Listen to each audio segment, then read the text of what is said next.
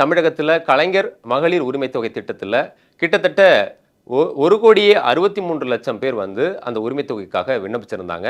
அந்த விண்ணப்பங்களில் 1,06,000 பேருக்கு மட்டும் தேர்வு செய்து மாதந்தோறும் ரூபாய் 1000 வழங்கப்பட்டு வருகிறது. கிட்டத்தட்ட அதில் ஒரு 60 லட்சம் விண்ணப்பங்கள் நிராகரிக்கப்பட்டிருக்கு. இப்படி சொல்லப்போனால் கிட்டத்தட்ட ஒரு 1,60,00,000 மகளிர் இந்த உரிமை தொகை பெற முடியாமல் இருக்காங்க. இது தொடர்பாக மகளிரின் கருத்துக்களை அறிகிறதுக்காக ரேஷன் கடை ஊழியர்கள்ட்டேயே அந்த துறை சார்ந்த உயர் அதிகாரிகள் வாய்மொழி உத்தரவா கருத்துக்களை கேட்க உத்தரவிட்டிருக்காங்க. அதன் அடிப்படையில் ரேஷன் கடை ஊழியர்களே அவங்களுடைய கருத்துக்களை கேட்டபோது பரவலாக என்ன கருத்து வந்திருக்கு அப்படின்னா, இந்த உரிமை தொகைக்காக விண்ணப்பிக்கப்பட்டு நிராகரிக்கப்பட்ட குடும்ப தலைவிகள் எல்லாமே இந்த ஆளும் திமுக அரசு மீது கடும் அதிருப்தியில் இருக்காங்க அப்படிங்கிற ரிப்போர்ட்டை தான் மேலிடத்துக்கு அவங்க அனுப்பியிருக்காங்க.